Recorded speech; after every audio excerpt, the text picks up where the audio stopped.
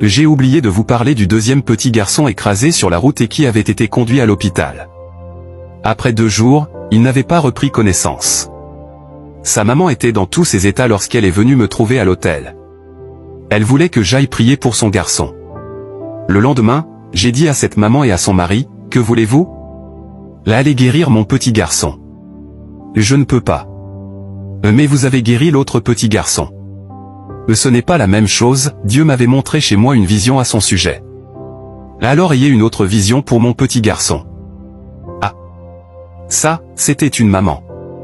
Que c'était beau. Malheureusement, je ne peux pas faire des visions, c'est Jésus qui les donne. Êtes-vous chrétienne? Non. Et votre mari? Non. Pourquoi ne devenez-vous pas chrétien? Si votre petit garçon meurt, il ira au ciel, car c'est un petit enfant, mais si vous mourrez et que vous n'êtes pas chrétien, vous ne le reverrez jamais, jamais plus. Ne voulez-vous pas être chrétien?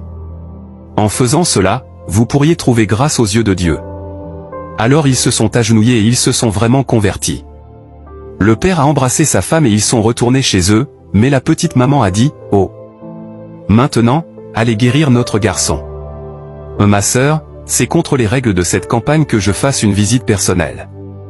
Si on va chez l'un et non chez l'autre, cela crée des rançéures.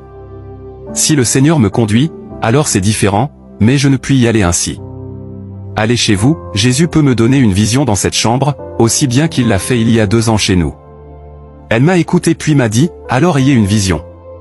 Et il se peut que Jésus ne me donne aucune vision, peut-être ne le fera-t-il pas, mais s'il le fait, je viendrai vous appeler.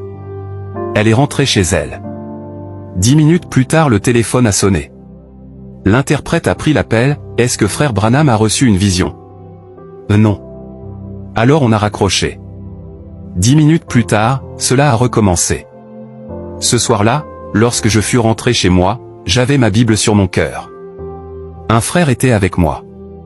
Il m'a dit, « Billy, te rappelles-tu ces mauvais bonbons que nous avions achetés au Canada? Goûte à ces 2 petits morceaux de chocolat. » Chacun se retira dans sa chambre.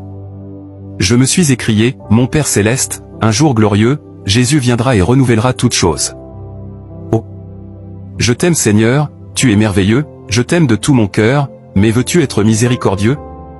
J'ai entendu quelque chose. Il y avait sur une table un vase avec 2 fleurs, l'une vers le sud était à moitié penchée, l'autre penchée vers le nord jusqu'en bas. Je me suis demandé d'où cela venait. J'ai regardé, et à côté de moi se tenait un ange, grand, avec une robe blanche, les cheveux noirs, le visage doux avec les bras croisés, et il me regardait, « Que t'a donné ton frère ?»« 2 morceaux de chocolat. »« Mange-les. » Alors j'en ai pris un morceau, je l'ai mis dans ma bouche et je me suis mis à le manger, il avait bon goût. Juste à ce moment, la fleur qui penchait vers le nord a fait un bruit et s'est redressée.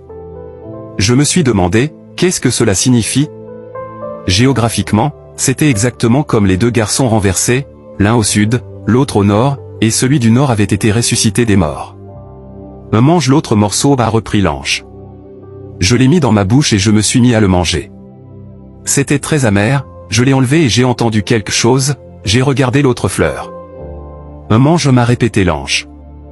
J'ai remis le chocolat dans la bouche et j'ai retenu ma respiration. Au moment précis où j'avalais, l'autre fleur s'est redressée à côté de la première. Mais que signifie tout cela? Allez appeler la mère du petit garçon. Alléluia! Dieu a entendu sa prière et le petit garçon sera guéri. J'ai couru au téléphone, et tout le monde s'est mis à crier et à courir. La mère du garçonnet était à l'hôpital où son enfant était mourant. Quand elle est venue au téléphone, elle a crié de toutes ses forces, « Frère Branham, le petit est revenu à lui et nous l'emmenons chez nous maintenant. » Le docteur ne trouve plus rien de grave en lui. Louange soit à l'Éternel. Est-ce à dire que j'ai eu quelque chose à faire dans cette guérison? Non, c'est la prière de la maman qui a sauvé l'enfant. Moi, je n'ai fait que constater que Jésus-Christ est le même hier, aujourd'hui et éternellement.